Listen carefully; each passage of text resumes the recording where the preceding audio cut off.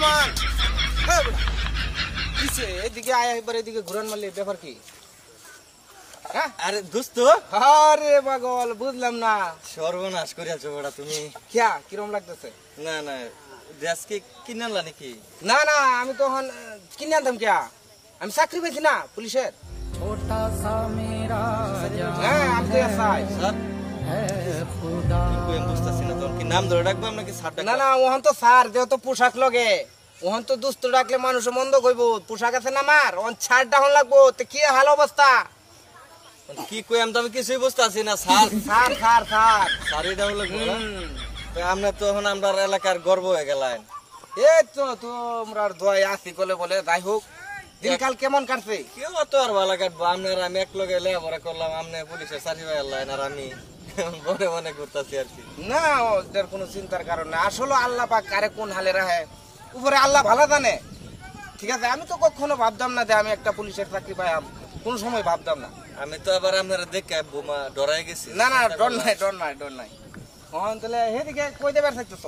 এইদিকে যাইবার চাইতেছিলাম ওখানে আপনারা কইলে তো আমার বেজাল কি কি সমস্যা কি? ভয় নাই?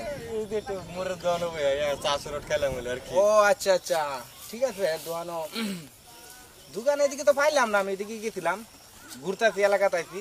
দোয়ান স্যার আপনার যেন আগে যেন দোয়ান আছে এটা তখন গেছে গা দোয়ান, এখন ওই বাড়ির দোয়ান দিছে বুঝছো? ও আমি তো আইছিলাম ওই যে বাড়িটা আছে না হ্যাঁ স্যার। এই বাড়িতে একটু গ্যাঞ্জাম জমি লইয়া ওরা আমি আইলাম আর দুটা লোক আইছে আমার সাথে পুলিশ হইতে। যে ভাবলাম একটু এলাকাটা সুন্দর হেরাই পারে না আছে, আমি একটু ঘুরাঙ্গারিং পারতেছি। অতিরিক্ত গরম তো লোকজন আইছে না, লোকজন আসার পরে তারপরে আমি হেনে যাই আমার কি। তখন তো আপনার ডিউটির মধ্যে আসো নাহলে তো আপনারা লয়ে চা খাইবার গেলাম হইলো। যাও চলো তাহলে ওই বাড়ি যাই। আমি যাইতাম এবার। হ্যাঁ চলো যাই দিঘা আর একটা গ্যাঞ্জাম তো গ্যাঞ্জামটা কি হইলে আমরা আগে যাই। হ্যাঁ চলো।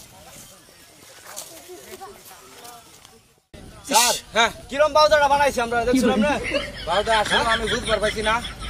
আচ্ছা যাই হোক আপনাদের তো বাসা তিনে গেছি আর কোনোদিন ভুল হইতো না আমরা না স্যার অবশ্যই। আর কি জব দেম আমি উপরে স্যারের কাছে আর যে টেনশন করতে না 10টা 12টা মামলায় নিজাম ডাকাতের উপরে কি জব দেম গা আমি পায়া হারেও ধরতাম না।